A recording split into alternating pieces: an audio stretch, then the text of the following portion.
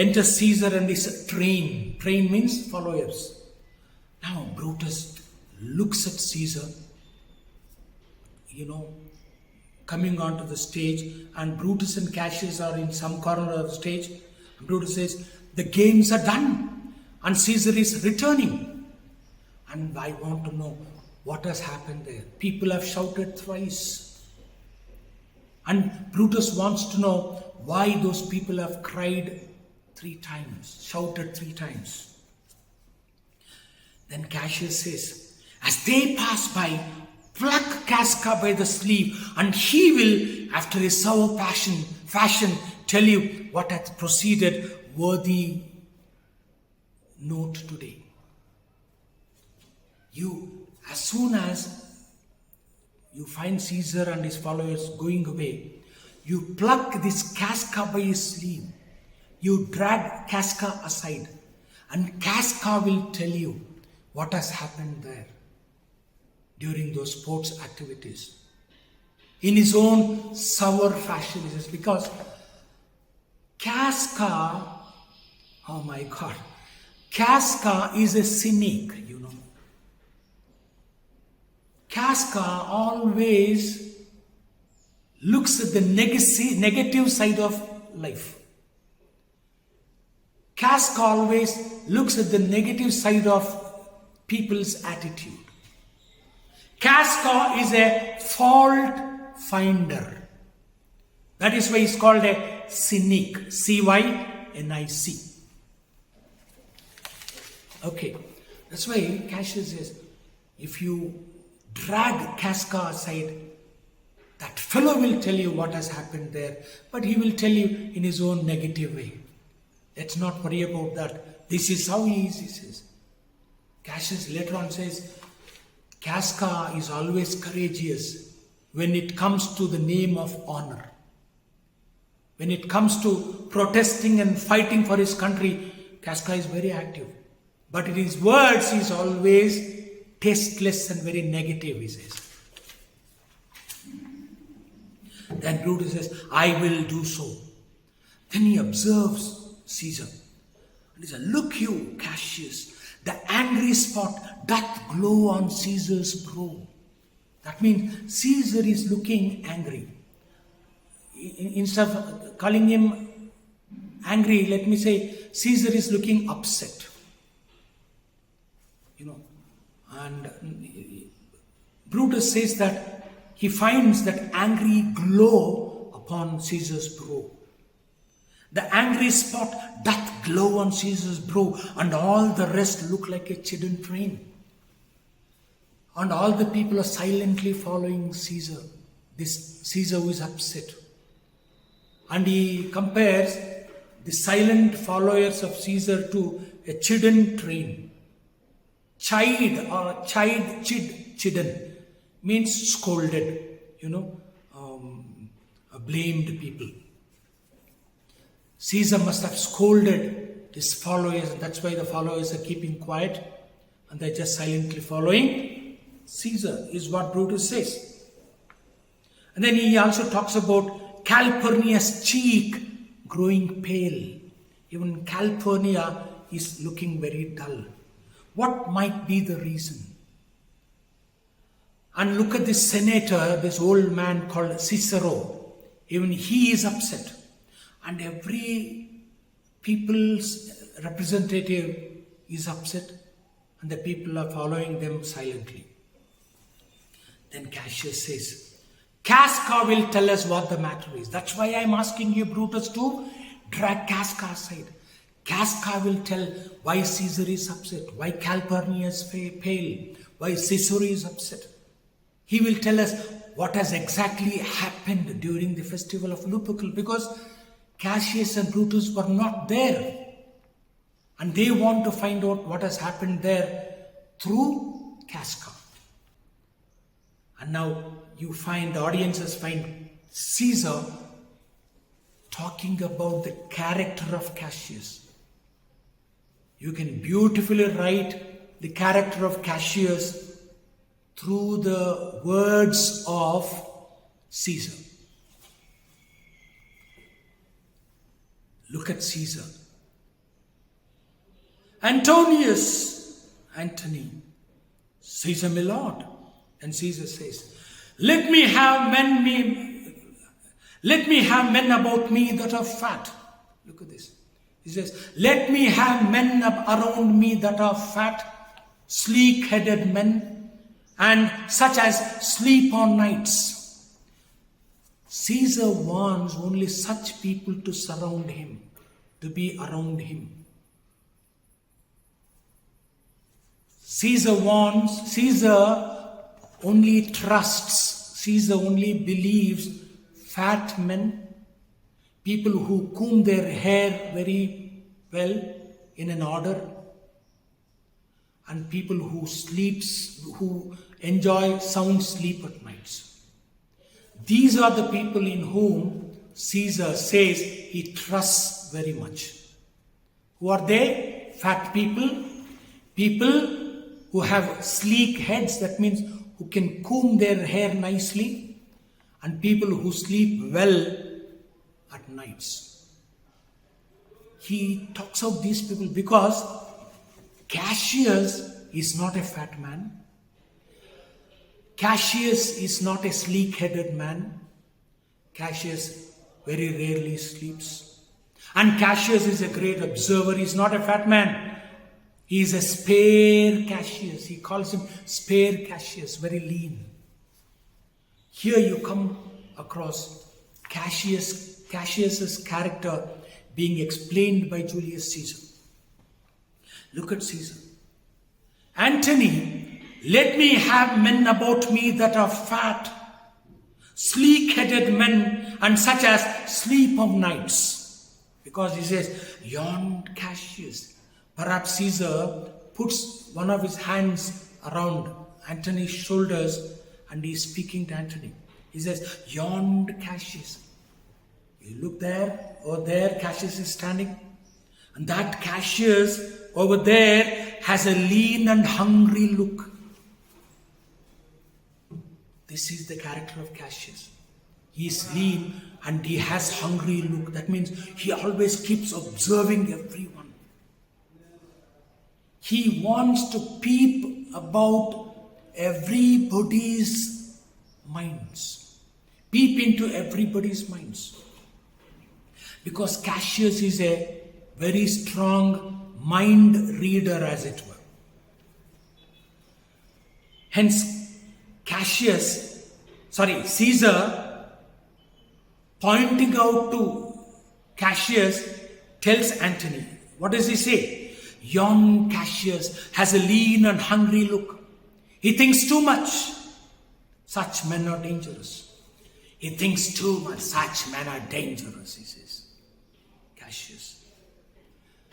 That means that the word dangerous should not be mistaken by you, my dear friends. Dangerous could be dynamic, could be active.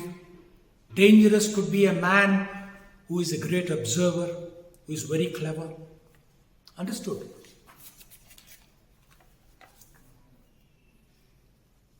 Yon Cassius has a lean and hungry look. He thinks too much.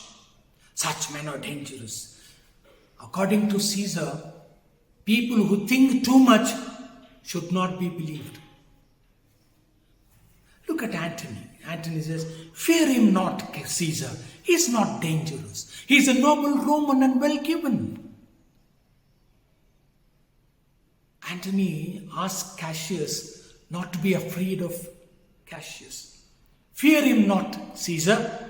He is not dangerous. He is a noble Roman and well given. He is a good man, he says. Then Caesar says, he would have been a good man if he were fat, if he were sleek-headed, if he could sleep soundly at nights. But he doesn't have any of these qualities. Hence, he is a dangerous man. Look at Caesar, he says. When Antony says, fear him not, Caesar, he is not dangerous. He is a noble Roman and well given. Then Caesar says, would he were fatter. If he were fatter, if he had been a fat man, if he had been a man who could comb his hair properly, if he had been a man who could get sound sleep at nights, then I would have believed him. would he were fatter. Then suddenly, Caesar's arrogance controls him, and he says, but I fear him not. Look at this. He's dangerous, he says, and still he says, he's not afraid of Cassius. But I fear him not. But still he says, yet if my name were liable to fear, I do not know the man I should avoid so soon as that spare Cassius. If at all I am afraid of any person, and if at all I want to avoid any person who would do some danger to me, that person would be that lean and hungry looking spare Cassius, he says. If my name were liable to fear, I don't know the man I should avoid so soon as that spare Cassius. Because he says he reads much. In Caesar's words, we have the character of Cassius. He reads much. He's a great observer. And he looks quite through the deeds of men. He loves no place as thou dost, Antony. He hears no music. Seldom he smiles. Look at this. He never smiles. If he smiles, he becomes upset with himself, he says. Cassius is a man who cannot smile, who doesn't want to smile, who doesn't smile. And if he smiles, he becomes angry with himself for smiling, he says. And he becomes angry with others for making him smile or laugh. See, he says, he reads much. He is a great observer. He looks quite through the deeds of men. Look at this. He can easily judge people's ideas and motives. That's where he says he looks quite through the deeds of men, the motives of men. He easily understands what people want. He's a great observer. He's a great mind reader. Then he says he loves no place. If he loves place, he would have had a sense of humor. He would have had this tolerance, but he doesn't love any place. Cassius loves no place, as thou dost, Antony. As you do. Antony loves place. Antony smiles. Antony participates in all sports activities. Just as Brutus has said earlier, that Antony is gamesome. Antony has that quick spirit that Brutus doesn't have, he says. Brutus has confessed that. And then he says, he hears no music. Cassius is no lover of music. If a person loves plays, loves music, loves all these fine arts, he can behave like a good human being. But Cassius is not like that. And seldom he smiles. Very rarely he smiles, he says. And smiles in such a sort as if he is mocking himself and scorned that spirit that could be moved to smile at anything. He would scorn that spirit in himself which would make him smile at things. Sometimes he hates himself for smiling, he says. And such people are always intolerable people, and such people are never at heart's ease if they find someone who is greater than himself. Such people easily feel jealous of others. They have this envious attitude, feeling jealous of others. Such men as he be never at heart's ease whilst they behold a greater than themselves. If they find anybody becoming greater than himself, they cannot tolerate that. This is Cassius's character and attitude, says Caesar. And therefore, such people are very dangerous. People like Cassius are therefore very dangerous because they don't love plays. They don't love music. They are great observers. They are lean people. Hence they are dangerous, Caesar says. Then immediately Caesar's arrogance comes out and he says, I rather tell thee what is to fear than what I fear. My dear Anthony, let me tell you what we should fear instead of what I fear, he says. For always I am Caesar. Look at this. He calls himself Caesar. He calls himself in the third person singular. I would never say, if somebody requests me to come, I would tell him or her, yes, I am coming. I would never say, yes, Raghavendra is coming. Raghavendra is speaking. Raghavendra wants to help the poor. If I use my name in the third person singular, that means that I am very arrogant, I am very stubborn, I am very egoistic. Look at this. Look at Caesar's. Look at how Caesar takes a U-turn. Caesar says, I rather tell thee what is to fear than what I fear. For always I am Caesar. Because I am always Caesar, I am not afraid of anything, he says. And let me tell you what things should be taken care of instead of what I am afraid of. Because he says, I am always Caesar. Then suddenly he talks about his physical weakness of being deaf in his left ear. He says, come on to my right hand, for this ear is deaf, and tell me truly what you think of Cassius. Look at Caesar. He says, come on to my right hand, for this ear is deaf, and tell me what you think of Cassius. That means that Caesar is deaf by his left ear. Understood? Then all these people go away and Brutus drags Casca to one side. When Casca is pulled aside, Casca says, you pull me by the cloak. Would you speak with me? You pull me by the cloak. Would you like to speak with me?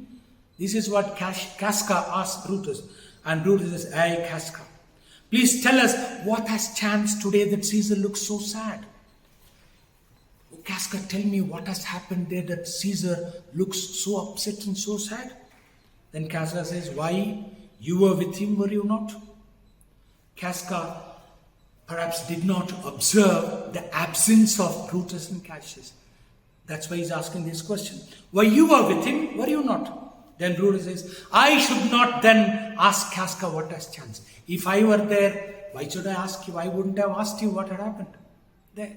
Since I was not there, I would like to request you to tell us what has happened there that has made Caesar look so sad.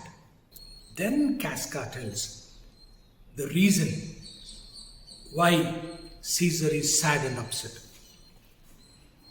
And Casca tells why people have shouted 3 times.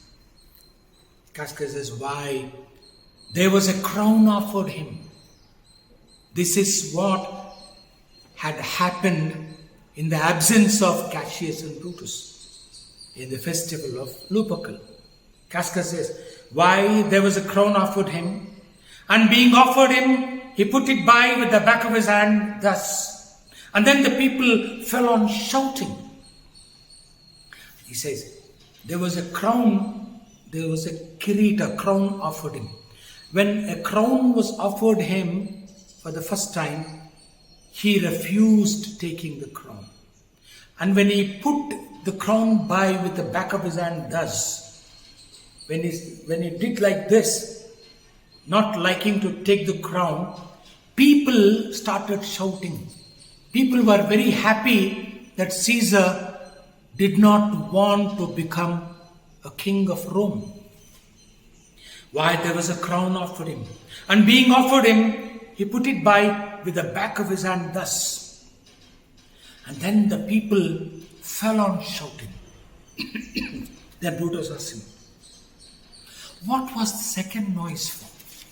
What was the second noise for? Then Casca says, why for that too? Then Cassius comes forward. He says, they shouted thrice. People shouted 3 times. What was the third cry for? What was the last cry for? Then Casca says, why for that too? Then Brutus asked him, was the crown offered him thrice? Casca? Was the crown offered him thrice? Brutus asked. Then Casca said, hey Mary, was it? Hey Mary, I swear by Virgin Mary. I swear by God. It was, he says. Was it means it was. Yes. The crown was offered to Julius Caesar 3 times. Hey Mary, was it? And he put it by thrice, every time gentler than the other.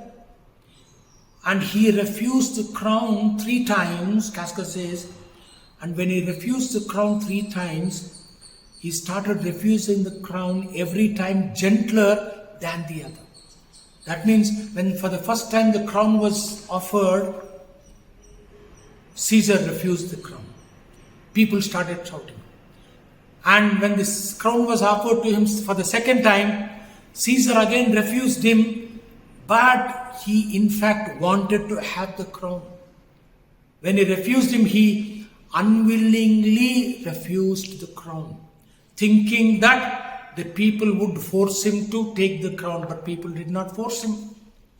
The people, even when Caesar refused the crown for the second time, people started shouting. People were very happy.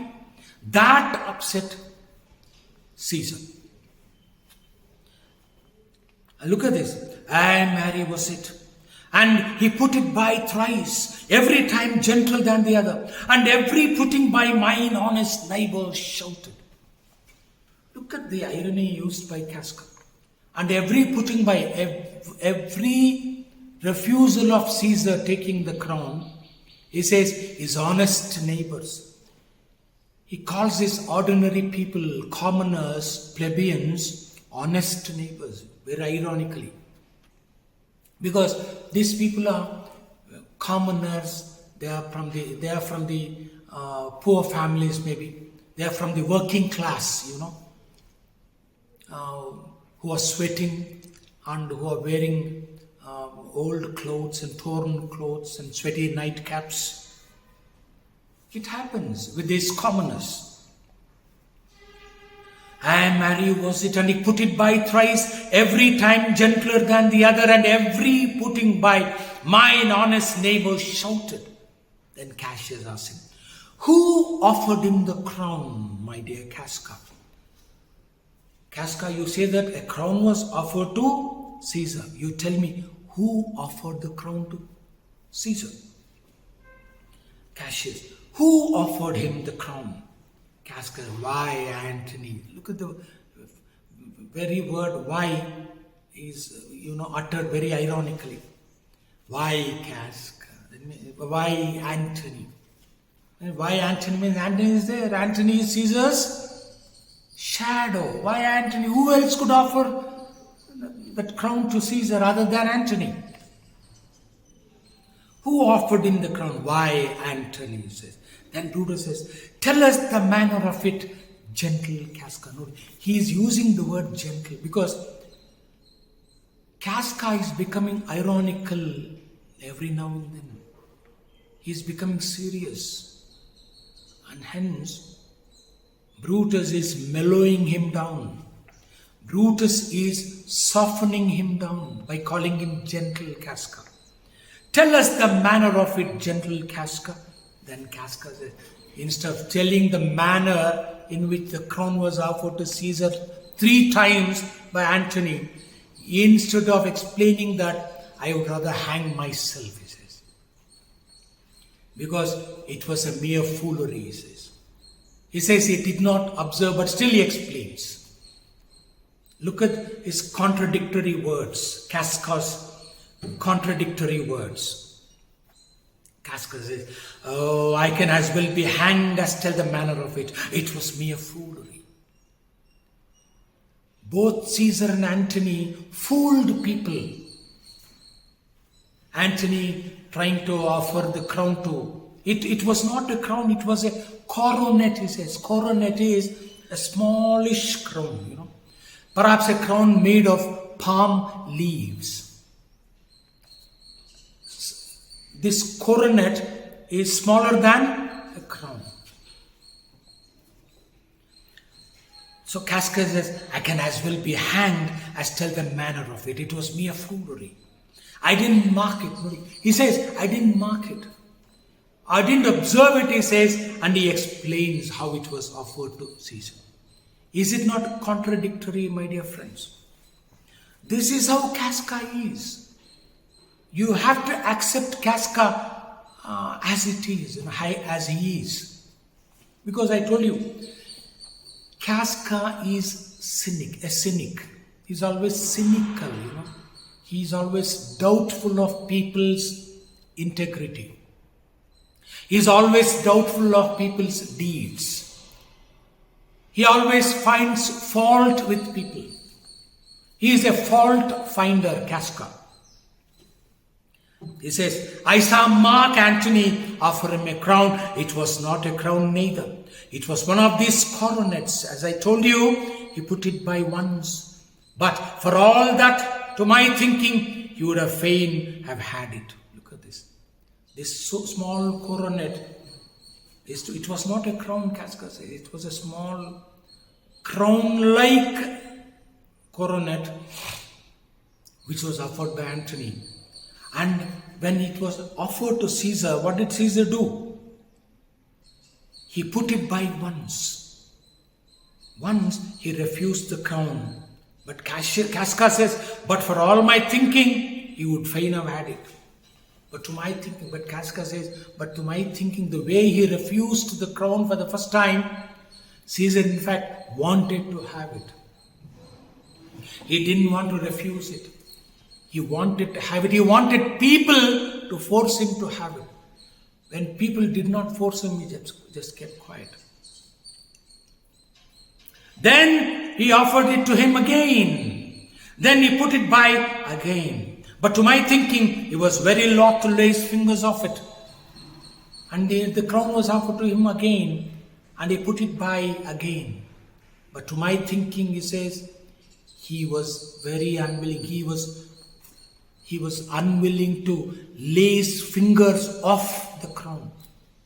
He held on to the crown, Caesar, and he didn't want to take away his fingers from the crown. He said he didn't want to have the crown, but he was holding on to the crown. That means that he wanted to have it, but he wanted his people to force him, which the people did not do. And that was the reason for Caesar to become upset and angry with people. And there was something happened, when Caesar became very angry and very much upset with the people for shouting and for not allowing to take the crown. Something happened that I'll tell you a little later. Then he offered it the third time, and he put it the third time by, and still as he refused it.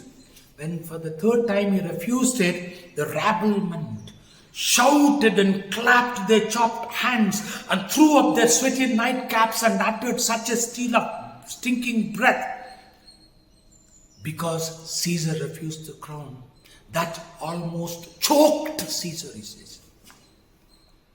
When Caesar refused the crown for the third time, people fell on shouting, threw their sweaty nightcaps up and uttered such a deal of stinking bad breath, shouted, took out the name of Caesar, because Caesar refused the crown. That made Caesar very angry. That it had almost choked Caesar.